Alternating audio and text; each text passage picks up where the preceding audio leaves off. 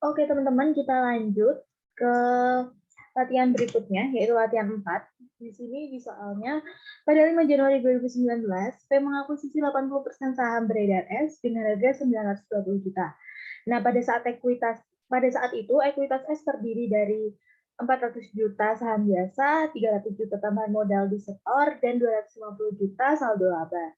Di situ ada kelebihan pembayaran aset Neko S atau excess value nantinya akan dialokasikan ke persediaan sebesar 20% under value dan terjual di tahun 2019, tanah sebesar 30% under value, peralatan sebesar 30% juga under value dengan masa manfaatnya masih 5 tahun, kemudian bangunan ada 20% over value dengan masa manfaat yang tersisa adalah 10 tahun.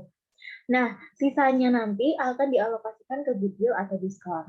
Kemudian ada informasi tambahan bahwa di tahun 2019, S ini melaporkan net income sebesar 180 juta dan membagikan dividen sebesar 80 juta. Nah, kita sama ya, masih diminta untuk membuat jurnal eliminasi untuk menyusun laporan konsolidasi tanggal 31 Desember 2019. Oke, langkah pertama kita cari dulu excess value-nya. Di sini diketahui bahwa P ini mengakuisisi 80% saham beredar dengan harga 920 juta. Sedangkan untuk mencari excess value ini kita harus cari jumlah keseluruhannya gitu. Jumlah keseluruhan dari saham S yang beredar ini. Jadi caranya adalah 920 juta dibagi dengan 80%, kemudian nanti dikalikan dengan 100%. Hasilnya adalah 1.150 juta. Kemudian kita cari book value net assetnya, yaitu ekuitas dari CS ya. Ada saham biasa atau common stock 400 juta. Kemudian ada tambahan modal di setor atau additional paid in capital 300 juta. Dan juga ada saldo laba atau return earning sebesar 250 juta. Ini kalau di total hasilnya 950 juta. Seperti yang kita tahu, untuk mencari excess value itu caranya mengurangkan implied value dengan book value. Jadi implied value dikurangi book value net asset. 1,15 dikurangi 950 juta, hasilnya adalah 200 juta. Setelah kita tahu excess value-nya berapa, kita alokasi ini ke aset-aset yang itu, ke aset dari Neko S ini. Di sini ada keterangan inventory dapat 20% dan under value 20% dikalikan dengan 200 juta dan 40 juta. Kemudian land juga dapat bagian under value 30%. Ya, hasilnya adalah 60 juta, equipment sama persis kayak land. Di sini 60 juta, 30% kali 200 juta. Kemudian yang di building, di sini over value. Ada over value 40 juta dari 20% dikalikan 200 juta.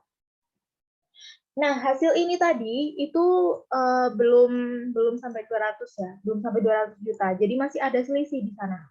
Dan selisihnya kebetulan positif. Jadi kalau selisihnya positif akan dimasukkan ke goodwill sebesar 80 juta. Kemudian kita hitung nih income from S-nya. Caranya net income ditambah atau dikurangi dengan over value atau under value dari excess value itu tadi. Nah, cuman di sini bedanya sama yang soal sebelumnya. Kalau soal sebelumnya itu kan kita nggak usah kali-kaliin sama presentase lagi ya. Karena di soal yang latihan 3 itu belinya 100% gitu. Jadi nggak ada bagian orang lain nih ceritanya. Nah, tapi di soal ini, si P ini cuma beli 80% saham dari S. Jadi setiap komponennya harus dikalikan dengan 80% untuk mencari bagian dari PTP. Oke, kita mulai dari yang net income-nya. Net income-nya di sini diketahui bahwa selama 2019, S itu melaporkan net income 180 juta. Nah, di sini 180 juta dikalikan dengan 80%, hasilnya adalah 144 juta. Kemudian ada inventory. Inventory-nya tadi under value, dengan excess value-nya 40 juta. Kalau under value berarti mengurangi income from S. Jadi di sini mengurangi income from S, jumlahnya adalah 40 juta dikalikan dengan 80%. Kemudian yang equipment ini juga under value ya. Caranya adalah,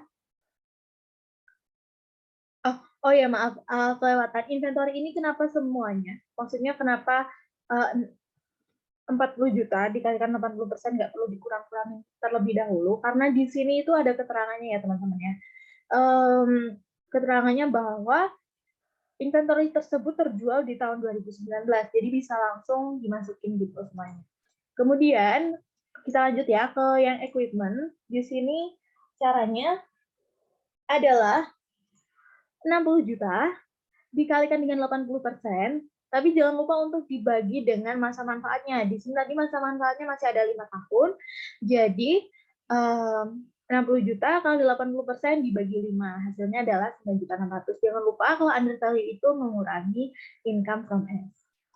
Kemudian kalau building ini over value, jadi di sini akan menambah income from S. Jumlahnya adalah excess value yang dialokasikan ke building, yaitu 40 juta, dikalikan persentase kepemilikan PTP atau PTS, yaitu 80%, baru dibagi dengan masa manfaatnya. Masa manfaatnya adalah 10 tahun. Jadi 40 juta dikali 80% itu 32 juta, dibagi 10 jadi 3.200.000. Nah, jadi kita tahu untuk income from S dari tahun 2019 adalah 105.600.000 rupiah. Nah, tadi si PTP ini cuma beli 80%, sedangkan 20%-nya itu punya siapa? 20%-nya tuh punya orang lain, punya investor-investor yang kecil gitu ya. Jadi di sini kita kasih nama non-controlling interest expense gitu. Jadi non-pengendali ya gitu. Berarti ini adalah sisanya, kepemilikan sisanya 100% dikurangi 80% adalah 20%. Cara ngitungnya sama persis teman-teman, sama kayak perhitungan income from S, cuman beda di ininya aja. Beda apa ya? Beda persentase kepemilikannya aja. Oke, mulai dari net income. Net income ini tadi sama ya. 180 juta dikalikan dengan kepemilikannya 20%, hasilnya adalah 36 juta.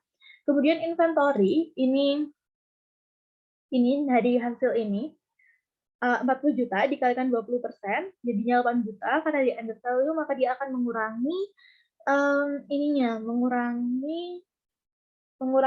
ini non-controlling interest expense-nya. Kemudian yang dari equipment ini sama, 60 juta dikalikan dengan 20% baru dibagi dengan 5, yaitu hasilnya 2.400.000.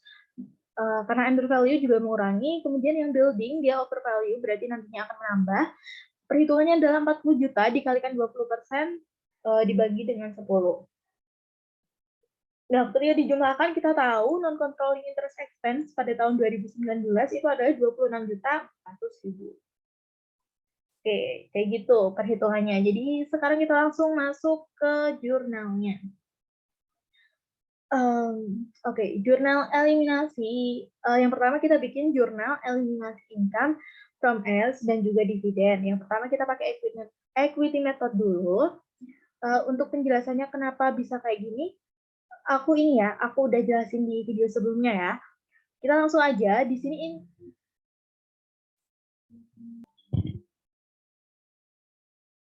Oke teman-teman, dilanjut ya. Di sini tadi aku udah jelaskan ya kalau kenapa begini tuh ada di video sesi sebelumnya. Jadi kita langsung aja ya. Di sini income from S itu adalah 109.600.000, di mana itu adalah bagian dari si P-nya gitu. Kemudian di sini ada dividen S, adalah dividen yang dibagikan oleh PTS kepada pemegang atau pemangku kepentingannya. Di sini jumlah dividen yang dibagikan adalah 80 juta rupiah. Maka kemudian dikalikan dengan kepemilikan persentase kepemilikan saham oleh PTP yaitu 80%, jadinya 64 juta rupiah. Kemudian di sini investment in S itu adalah selisih dari income from S atau dengan dividen S. Jadi hasilnya adalah 41.600.000.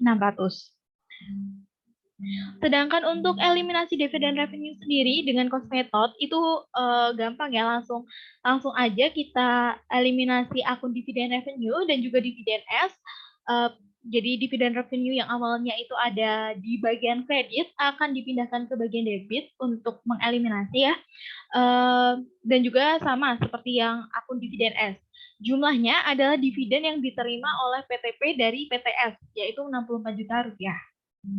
Nah, di sini kemudian kita akan memunculkan bagian NCI atau non-controlling interest.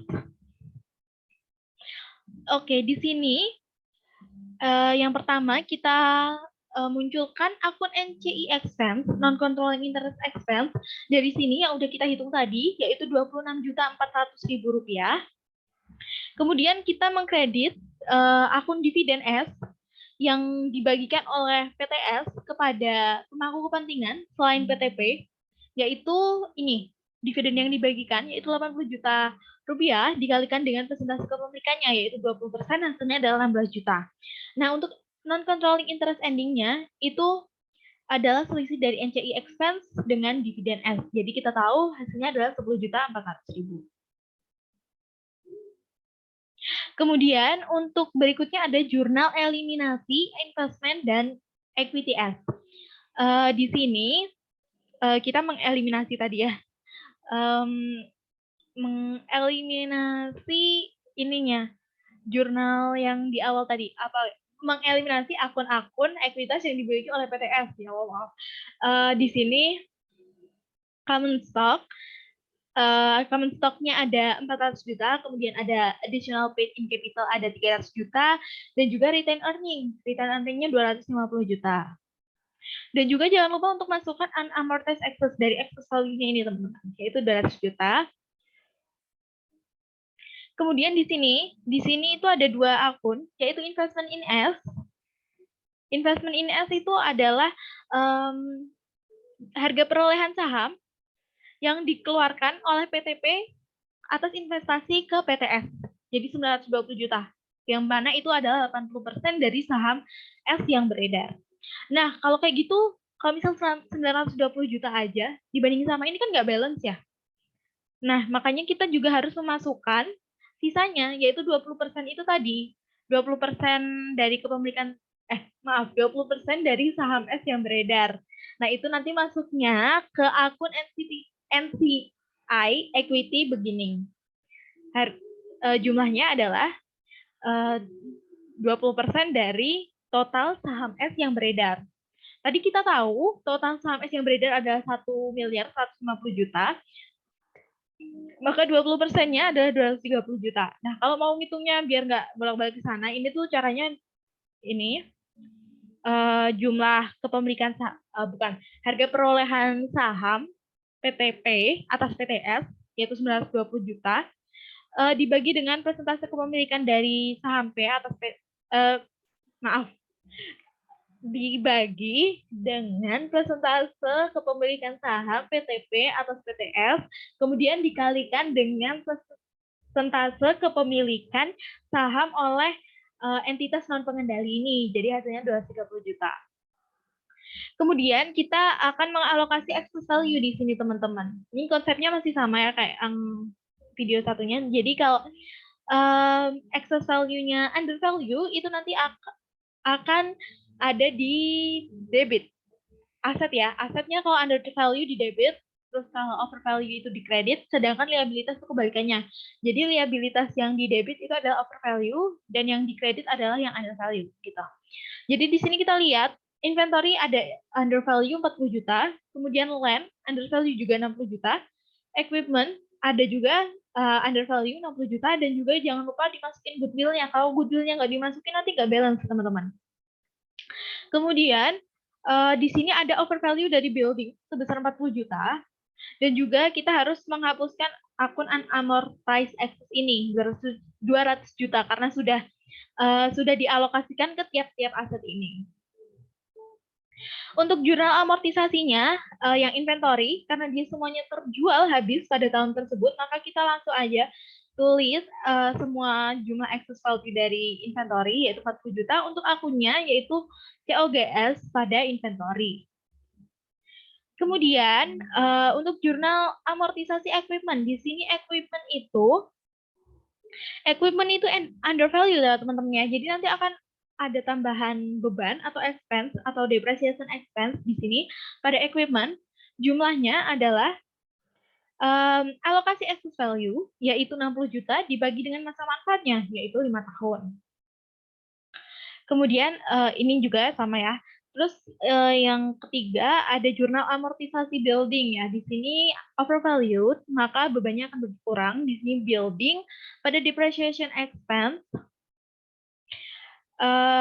jumlahnya adalah ini alokasi nilai excess value, nilai alokasi excess value-nya yaitu 40 juta dibagikan dengan masa manfaat yaitu 10 tahun. Jadinya 4 juta rupiah. Oke, gitu. Dari soal latihan 4, kita coba langsung ke soal latihan 5 ya, karena ini soalnya tuh sama persis, teman-teman.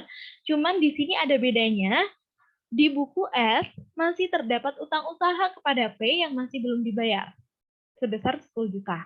Ini jurnal yang lainnya sama persis, aku langsung aja ke yang jurnal yang beda tadi ya. Si S ini masih punya utang ke P sebesar 10 juta, berarti si P ada account receivable ke F 10 juta juga kan. Nah, karena mereka udah bersatu nih, mereka adalah satu entitas yang utuh nih, satu entitas, jadi buat apa gitu kan, punya utang ke diri sendiri, jadi dihapus. Jadi utangnya si PTF terhadap PTP itu dihapus, jadi akunnya dipindah ke debit, akun payable, kemudian piutangnya si PTP atas PTF itu juga dihapus. Jadi kita pindahin ke kredit gitu. Nah, oke, sekian dulu sesi 2 yang membahas soal latihan 4 dan latihan 5. Untuk soal latihan 6 kita akan bahas di sesi berikutnya. Terima kasih.